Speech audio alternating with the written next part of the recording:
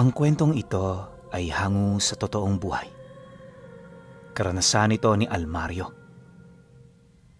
Walang eksaktong taon. Isla ng Samal, Davao del Norte.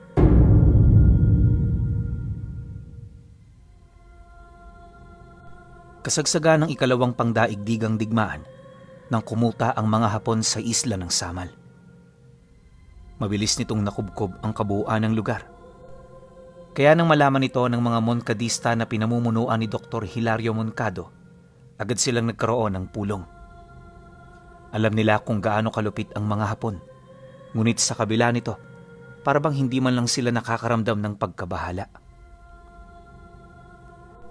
Upang masiguro rin ng mga Moncadista na walang magagalaw sa kanila, ora mismo nilang ipinatawag ang pangkat ni Almario na nakatira sa isang liblib na lugar sa isla. Alam niyo, Pinuno, ang pag-iral nila Almario ang isa sa mga kasaysayang hindi na itala ng mga Moncado dahil ang pamilyang ito ang utak sa paglikha ng mga lagusan mula sa isla patungo sa malalayong lugar na milya-milya ang layo. Espesyal din ang pinagmulang lahi nila Almario at sa loob ng ilang dekada, sila ang nagsisilbing tagapagtanggol ng mga Moncado. Ang mga nakakaalam lang din sa kanilang pag-iral ay ang namumuno sa samahan ng pangkat. Tanging ang mga ito ang pinagkakatiwalaan ni Ginoong Hilario. Kung hindi nyo kasi na itatanong, malalim ang kaugnayan ng doktor sa pamilya nila Almario. Di pa man nabubuo ang samahan ng mga Moncadista, magkasanggang dikit na sila ng mga ito. Katunayan, itong si Almario ang isa sa pinakamalapit na kaibigan ng doktor. Yun nga lang, isang lihim ang kanilang pagsasama dahil sa kakaibang dugo na nananalaytay sa kanya. Gayunpaman, hindi ito rason para magkahiwalay silang dalawa. Sa kabila kasi ng pagiging makakaliwa ni Almario, nagtatago ang isang pagkataong nagustuhan ni Hilario. Dahil sa gano'n nilang ugnayan, agad naman siyang nagpadala ng tulong matapos niyang malaman ang nangyari sa mansyon. Gabi ng Martes noon ang makarating ang pangkat nila, kung saan nadatna nila ang mga Hapon na kasalukuyang nakikipag-usap sa mga Moncadista. Paglapit naman nila sa lugar, agad naman silang tinutukan ng baril ng mga ito na siya namang ginantihan nila sa pamamagitan ng pagpalit ng kulay ng kanilang mga mata. Nang mapansin naman ito ng mga dayuhan, bahagya naman silang napatigil dahil sa kakaibang presensyang bumalot sa lugar. Inaasahan naman ito ni Almario, lalo na't alam niyang maraming paniniwala ang mga Hapon pagdating sa iba't ibang uri ng demonyo. Para naman magkaunawaan ang kanilang mga panig, kinausap niya ang kasama nitong nakakaalam sa kanilang dialekto. Bagaman konti lang ang kanilang bilang, mariin niya itong binalaan ukol sa gulong maaaring sumiklab sa sandaling may ginalaw ito sa kanyang mga kaibigan. Wala kaming pakialam sa gerang kinakaharap ninyo. Labas kami dyan. Kaya sana huwag niyong gagalawin ng mga kaibigan naming Moncadista. Taga rito ka, hindi ba? Pues, alam mo kung ano ang kaya naming gawin. Pakisabi sa mga kaibigan mo, hindi kami natatakot sa kanila. Matapos naman itong mailahad ni Almario, sa kumpas ng kanyang kamay, nagpakita ang dalawang lobong may mapuputing mga balahibo. Kasing laki din yun ng kalabaw, tapos meron itong kulay asul na mga mata. 8 rin ang bilang ng mga pangil nila, kaya habang sila'y umaangil, nagdulot ito ng pagkasindak sa mga dayuhan. Ilang minuto pa ang lumipas. Nang marinig naman ng mga ito ang mga bagay na nais niyang iparating, agad naman yung sumunod ng walang kahit na anong tanong. Paglabas naman ito ng mansyon, tahimik nila itong pinagmasdan hanggang sa maglaho na ito ng tuluyan sa kanilang mga paningin. Maya-maya pa, pagbalot naman ng katahimikan sa buong lugar, agad namang lumapit ang mga Moncadista para ilahad ang kanilang pasasalamat. May mangilan-ngilan ding nagpaabot ng kanilang mga pag-aalala, kasabay ng paghingi nila ng pabor sa kanya na kung maaari, padaanin sila nito sa sikretong lagusan na kanilang ginawa. Dagdag pa ng mga ito na wala silang pakialam kung saan sila mapadpad, basta ang mahalaga para sa kanila, makalayo sa puwersa ng mga Hapon. Dahil sa sinabi ng mga ito, agad naman niyang naunawaan ang mga bagay na nais nitong iparating. Walang sabi-sabi, hindi naman siya nagdalawang isip na pagbigyan ng nais ng iilan. Sige, kung yan ang gusto ninyo, maghanda na kayo. Dahil mamayang gabi aalis kayo rito. Sa lugar ng Arakan kayo pupunta at maaaring abutin ng 5 araw hanggang 1 linggo ang paglalakbay. Magdala kayo ng sapat na pagkain kung ayaw niyong mamatay sa ilalim. Sige na, maghanda na kayo. Matapos naman niya itong mailahad, nagsimula ng magbantay ang kanyang mga kasama sa labas ng mansyon. Kahit hating gabi na at sobrang dilim ng paligid, walang sawang naglilibot ang mga ito. Hindi naglaon dahil sa kanilang presensya, walang nagawa ang mga Hapon kundi ang dumistansya. Pagpatak naman ng 4:00 ng madaling araw, dito na binuksan ni Almario ang lagusang nasa bakuran ng mansyon ng mga mongkadista malapit sa nakabaong malalaking tipak ng bato. Ayon sa kanya, madali lang makita ang lagusang yon. Ngunit kapag hindi mo tinataglay ang susi para mabuksan ito, kahit maghanap ka ng 100 taon, hinding-hindi mo ito makikita. Dagdag pa niya na, pawang siya, ang mga kauri niya, at si Dr. Hilario ang pawang nakakaalam kung papaano ito mabubuksan. Dagdag pa ni Almario na, noong panahon ng digmaan, gamit na gamit ang lagusan. Hindi lang din ang mga mongkadista ang pumapasok sa loob nito, bagkus maging ang kanilang mga kadugo na gustong lumipat sa lupain ng Arakan at sa mga karatig pook. Sa paglipas ng mga araw ng pagkubkob ng mga dayuhan sa isla, hindi lang sila nagpaplano ng atake. Alam nila Almario noon na naghahanda na rin ang mga ito para maisahan at malipol silang lahat. Naniniwala rin siyang hindi ito kayang kumbinsihin ng mga mongkadista sa kadahilan ng iisa lang ang pananaw ng mga dayuhang mandirigma at yun ay walang iba kundi ang manakop at pumaslang ng mga taong haharang sa kanilang kagustuhan.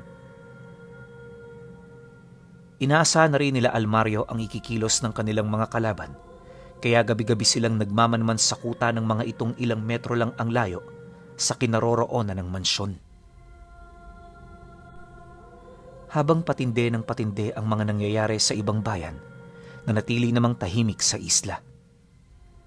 May iilang mga kaguluhan pero hindi ito nagdudulot ng malawakang paglikas. Lahat tahimik, ngunit sa kabila nito meron silang kanya-kanyang binabalak. Dumaan pa ang 2 linggo. Dahil sa mayat-mayang pangaapi ng mga sundalo, dito na nagdesisyon sila Almario na makialam. Pagpatak ng gabi ng Biyernes, habang tahimik na nagpapahinga ang mga dayuhan, palihim naman niyang inutusan ng kanyang mga kasama na salakayin ng mga nagpapatrolyang sundalo. Bagaman inutusan niya itong sakta ng mga biktima nila, hindi siya nagbaba ng utos na paslangin ang mga madarakip nila. Sa halip dukutin lang nila ito upang magsilbi itong babala para sa iba. Simulat sa pool, wala naman talagang balak si Almario na pumatay ng mga dayuhan. Ngunit habang tumatagal ang pananatili nito sa kanilang lugar, napagtanto niyang merong hindi tama. Habang dinudukot kasi nila ang mga kasamahan nito, walang habas naman itong pumapatay ng mga tao sa baryo. Yung iba, harap-harapan pa nilang ipinapakita sa madla kung papaano nila ito parusahan. Hindi lang yun, naninindak din ng mga dayuhan na kung hindi titigil ang kanilang mga kalaban sa pandurukot, mapipilitan silang ubusin ang mga nakatira sa isla. Mariin din itong inilahad, wala silang patakaran sa lugar dahil meron silang mga batas na sinusunod. Nang marinig naman ni Almario ang sinabi nito, agad naman siyang nagpatawag ng isang mabilisang pagpupulong sa kanilang angkan.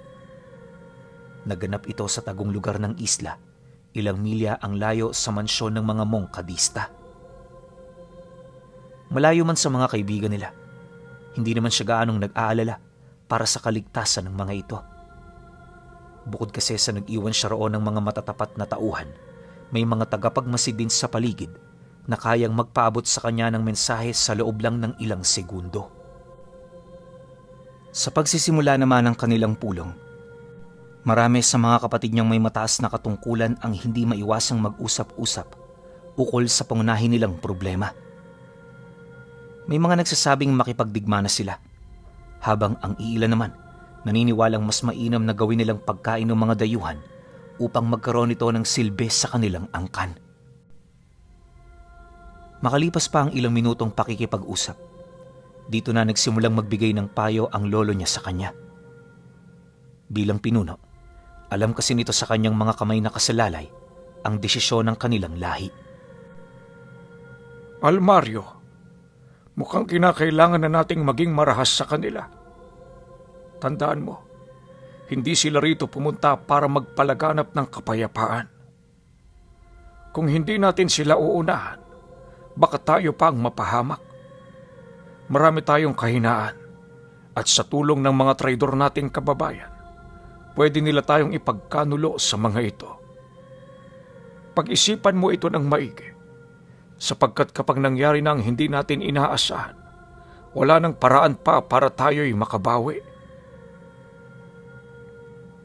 Nang marinig naman niya ang sinabi nito, pansamantala niyang pinatigil ang pag-uusap ng bawat gabunang dumalo sa pulong. Sa pagtahimik naman ng lugar, dito na niya sinimulang pag-isipan ang mga bagay na kanyang sasabihin. Lahat kayo may punto sa mga nais ninyo. Alam ko rin ang iniisip ninyo ay para sa kapakanan nating lahat. Kung gusto ninyong makipagdigma, hindi naman ako tumututol. Yun nga lang, gusto kong pag-isipan nyo ito ng maigi sapagkat nakasalalay sa inyong mga pasya ang kaligtasan ng nakararami. Pagkasambit naman niya ng mga kataga, agad naman siyang tumayo, sabay tungo sa bahay na pinagkukulungan nila sa mga sundalong dayuhang ilang araw na nilang nadakip. Umabot ang mga ito sa 13 bilang, kaya yung mga bantay walang patid sa paghahanap ng pagkain para mapanatili itong buhay. Nang mapansin naman niya ang paghihirap at sakripisyo ng kanyang mga kapatid, agad naman niya itong inabisuhan na itigil na ang kanilang ginagawang paghahanap ng malinis na pagkain. Sa halip inutusan niya ang mga ito na pakainin niyo ng karne ng tao. Dagdag pa ni Almario na tama na ang pagpapakita nila ng mabubuting gawa, lalo pat hindi naman ito mapapansin ng kanilang mga kalaban. Nang marinig naman ito ang kanyang sinabi, agad naman yung napangisi habang hinuhugot ang isa sa mga katawan ng sundalong kanilang nadukot. 2 araw na itong patay ayon sa mga bantay, at ang balak sana nila ipakain ito sa mga kakilala nilang balbal. Ngunit dahil sa kakulangan ng pagkain ng mga biktima, ito ang ipapalit nila. Bagaman alam ni Almario na nakakalaso ng mga ito, hindi niya na yun pinansin pa. Pagpatak naman ng sumunod na araw, dito na siya nagbaba ng kanyang huling desisyon. At ang desisyong yun, tumutukoy sa pakikipagdigma nila sa mga dayuhan. Nang marinig naman ito ng matanda, abot langit ang pasasalamat nito sa kanya. Marami rin ang pumuri sa kanyang katapangan, pero para kay Almario, hindi ito masasabing isang mahusay na pasya. Alam niya kasing may mamamatay sa kanila, kung kaya't bago sila bumaba mula sa kanilang pinagtataguan, mariin niyang inabisuhan ng kanyang mga kadugo ukol sa ganoong posibilidad. Inilahad din niyang hindi niya pipiliting sumama ang mga kapatid nilang nagdadalawang isip na makipagdigma. Ngunit sa kabila ng naging abiso niya, nakapagtatakang lahat ito gustong makipag-isa. Paulit-ulit ding sinabi ng kanyang mga kadugo na isang natural na pangyayari ang may mamatay sa kanila sa kasagsagan ng pakikipagdigma. Pagtatapat pa ng mga ito na magmula noong dumating ang mga dayuhan, yun na ang inasam nilang pasya mula kay Almario. Mabuti na lang talaga hindi sila nito binigo. Nang marinig naman niya ang sinabi ng lahat, dito na nila sinimula ng isang linggong paghahanda. Habang tahimik ang mansyon ng mga mongkadista, naging abala naman sila sa pagtataas ng kanilang mga kalasag at pagpapalakas ng bisa ng laway nilang panlunas. Pinakain na rin nila ng pinakain ng uling ang mga sigbin at may mangilan-ngilan na rin sa kanila ang humingi ng tulong sa mga elementong kabilang sa kanilang mga sinasamba. Pagsapit naman ng huling araw ng linggo, kumuha ng ulat si Almario mula sa mansyon malapit sa kuta ng mga kalaban. Base sa kanyang mga nalaman, marami ng lugar na kinubkob ang mga ito at sa kabuuan, malapit na rin itong masakop ang malalaking bayan ng Samal. Nalaman din niyang may mga dumating na bagong kagamitan na kinabibilangan ng malalakas na uri ng armas. Di naman yun nakakabahala para sa kanila. Gawa ng ang ikinakatakot nila. Baka merong nabayarang traidor na ibibenta ang kanilang mga kahinaan. Para naman maiwasan ito, mahigpit ang kanilang pagbabantay sa mga baryo. Lahat din ng mga taong nakakausap ng dayuhan, pinapaalalahanan ng kanilang mga kadugo. Ngunit sa kabila ng mga paalala, may mangilan-ngilan pa rin ang parang hindi nadadala. Isang araw kasi ang lumipas, matapos nilang lumipat sa baryong malapit sa lugar ng mga mongkadista, may nadakip silang lalaki na nagsisilbing tenga at boses ng mga dayuhan sa baryo. Nang makumpirma naman ito ng grupo, agad nilang ipinatawag ang taong yun. Para rin masigurong magsasabi ito ng totoo, pansamantala nilang ikinulong ang lahat ng mga kamag-anak ng lalaki. Matapos nun, hinarap ito sa kanya, alinsunod sa kanyang utos. Sa kanilang pag-uusap, dito niya inilahad ang lahat ng peligrong dulot ng pakikipag-alyansa nito sa mga dayuhan. Ayon sa kanya, isang kahiyahiyang gawain ang ganoong bagay. Isinusuka rin nila ang mga taong ganon, dahilan para hindi na nila ito pakitaan pa ng awa. Alam mo bang kamatayan ng parusa sa ginagawa mong yan? Maswerte ka pa rin dahil hindi ka pa nakakagawa ng mabigat na kasalanan. Yung mga ginawa mo, mapapatawad pa naman. Pero yung mga ganun mong kilos, wala yung kapatawaran. Mamili ka. Bubulagin ko ang iyong mga mata o huhugutin ko ng buong iyong dila para hindi ka na makapagsalita. Dagdag pa ni Almario na kung hindi ito papayag sa kanyang alok, buhay ng kamag-anak nito ang kanyang kukunin. Nanindigan din siyang hindi niya ito papakitaan ng awa upang magsilbi itong isang malaking leksyon para sa mga katulad niyang traidor sa lipunan. Pagkarinig naman ng lalaki sa kanyang sinabi, abot langit ang paghingi nito ng tawad sa kanya. Nangako rin yung hindi na nito uulitin ang mga pagkakamali niya, subalit para kay Almario, huli na ang lahat para sa pagbabago. Walang sabi-sabi, agad naman niyang pinakuha ang mga kamag-anak nito para makaisip na ng sagot yung lalaking nadakip niya. Ilang minuto pa ang lumipas. Nang makapasok na yon sa kanilang kinaroroonan, agad naman nilang narinig ang pagmamakaawa ng mga biktima.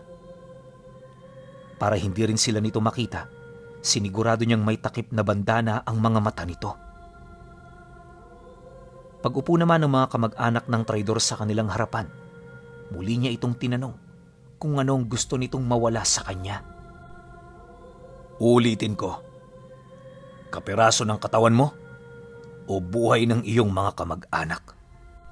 Isa lang ang sagot na pwede mong maibigay, kaya pag-isipan mo ito ng mabuti. Nang marinig naman yon ng lalaki, bigla itong pinagpawisan ng malagkit. Habang nakatingin ito sa kanya, halos hindi na nito mawari ang kanyang mga isasagot.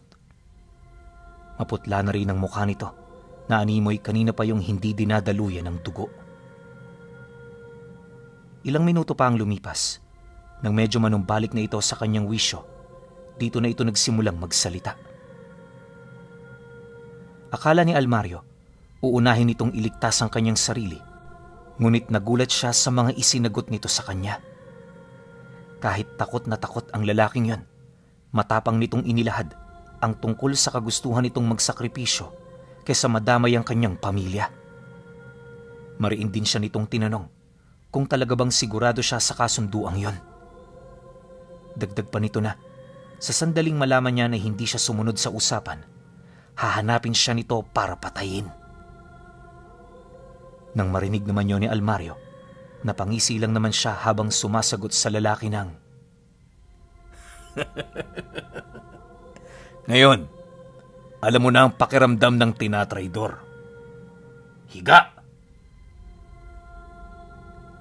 Matapos naman niya itong mailahad, sapilitan nilang pinahiga sa upuan ng lalaki.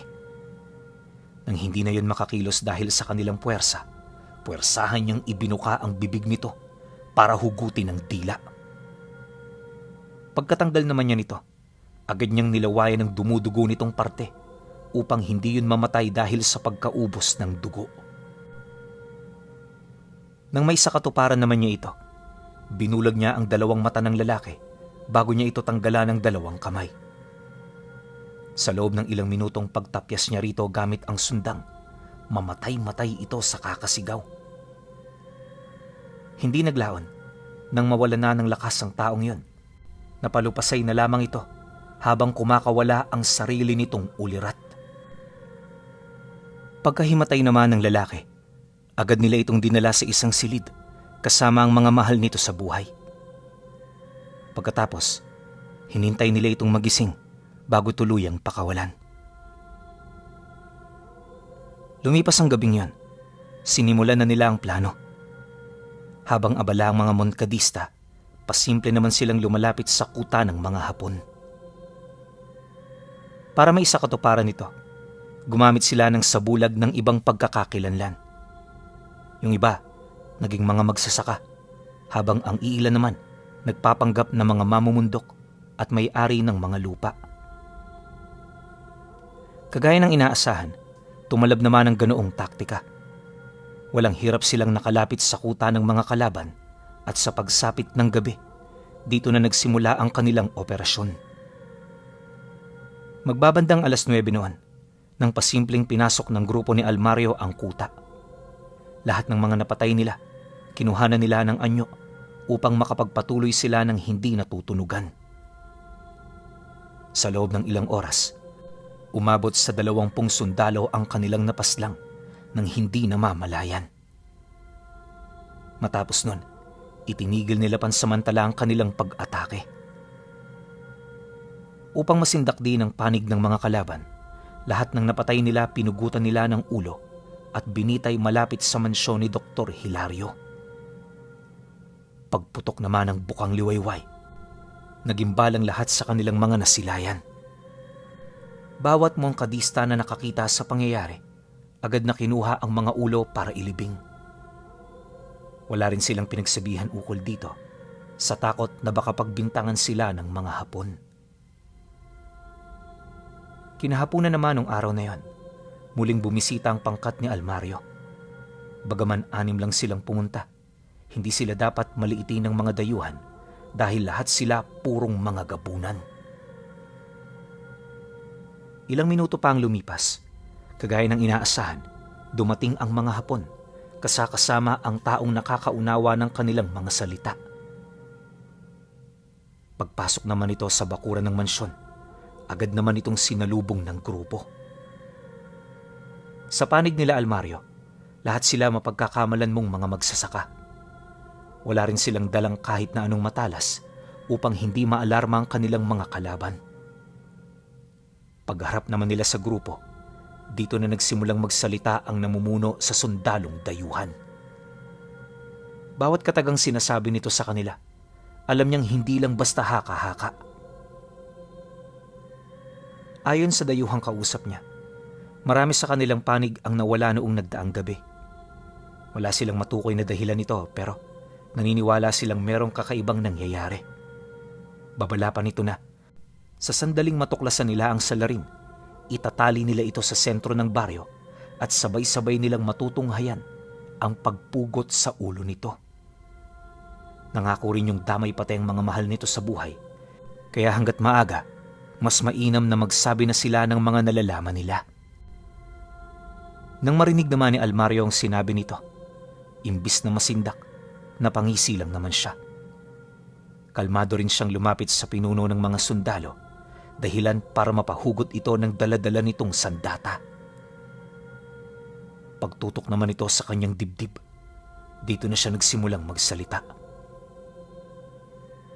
Wala akong pakialam sa mga sinasabi mo.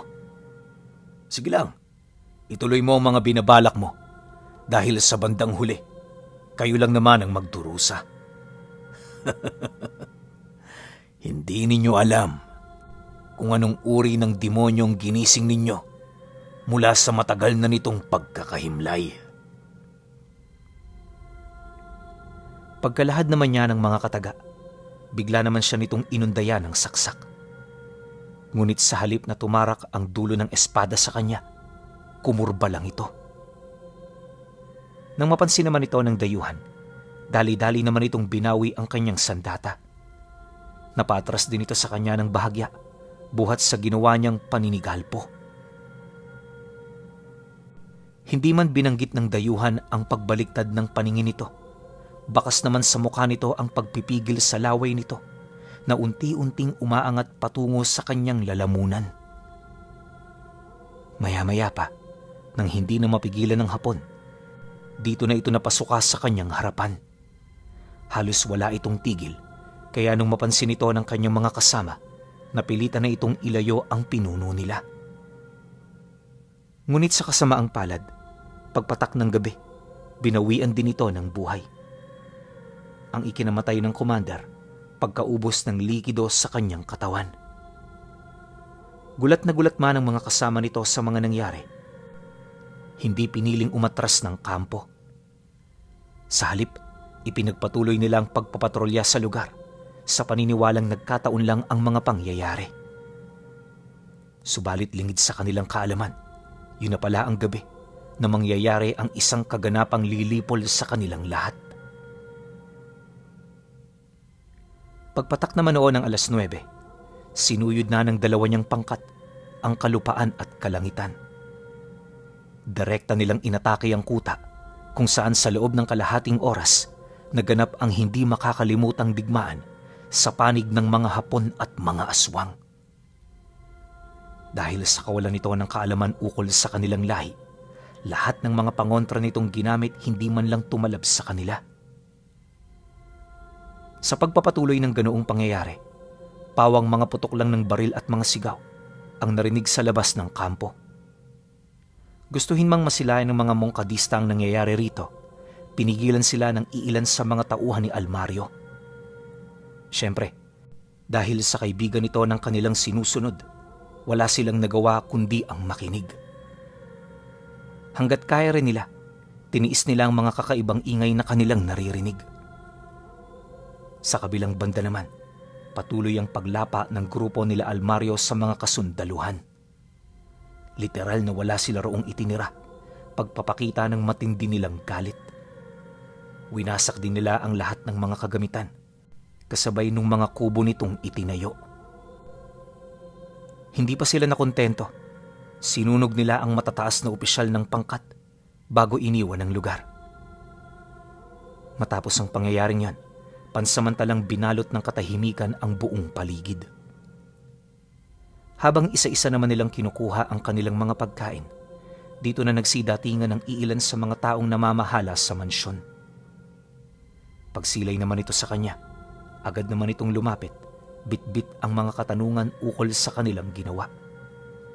Dagdag pa nito na, hindi nila kinakailangang maging marahas sa kapwa dahil naniniwala sila na isa itong matinding kasalanan sa itaas. Nang marinig naman ni Almario ang sinabi nito, hindi niya maiwasang mapatawa habang sumasagot sa mongkadista ng Hindi ako naniniwala sa pinaniniwalaan mo. Para sa amin, kami ang Diyos ng aming mga buhay. Tsaka hindi kami tanga para hayaan ang ganoong kabuktutan sa lugar na ito. Kung kayo marunong magpatawad, kami hindi. Kapag may mga nilalang na umaapi sa amin, Winawasak namin silang lahat. Wala kaming awa kung pumatay. Sa ganung paraan, nakukuha namin ng respeto ng nakararami. Habang sinasambit naman niya ang mga katagang yon, pasimple niyang ipinapakita sa mongkadista ang totoo niyang anyo. Dahil dito, wala naman itong nagawa kundi ang tumahimik. Imbis na makipag-usap pa, tahimik na lang itong nagmasid sa mga ginagawa nila. Lumipas pa ang mga araw, parang isang kuta na iniwan ng lugar ng mga Hapon. 2 linggo itong nabakante hanggang sa dumating ang panibagong pangkat. At sa hindi malamang dahilan pinuno, walang kahit ni isa sa kanila ang nakatanda na meron silang mga kabaro na minsang kumutas sa lugar. Ayon pa kay Almario, na ang 2 grupo ng mga sundalong dayuhan ay naging magandang pakikitungo sa mga mongkadista. Ilan lang din sa mga ito ang nangabuso at lahat ng mga dayuhang gumawa ng pagkakasala, pinapatay nila. Sa loob ng ilang taon, namuhay silang pumoprotekta sa baryong kanilang kinagisnan. Lahat ng kanilang mga pamamaraan, pawang sinusunod na rin ng mga dayuhan sa takot na baka mawala sila ng hindi nila namamalayan. Alam na rin kasi ng mga ito na kabilang sila sa mga taong nagtataglay ng masamang dugo. Ang ganoong kaalaman ang naging daan para matutunan nilang rumispeto sa kapwa. Kung hindi nyo rin kasi naitatanong pinuno, marami ring paniniwala ang mga Hapon ukol sa mga nilalang na hindi nakikita ng mga pangkaraniwang mata ng tao. Ito ang naging daan nila Almario para itatak sa mga kalaban nila na kaya nilang ipagtanggol ang kanilang mga sarili anumang oras. Hindi naglaon nang matalo naman ang bansang Hapon, isa-isa na ring nagsialisan ang mga dayuhang kumubkob sa isla. Sa pagkawala ng mga ito, nagpatuloy ang buhay ng mga mongkadista sa ilalim ng proteksyon nila Almario. At alam niyo pinuno, magpahanggang ngayong pangkasalukuyan, patuloy pa ring umiiral ang sikretong lagusan na ginawa ng angka ng mga gabunan na pumoprotekta sa mga mongkadistas.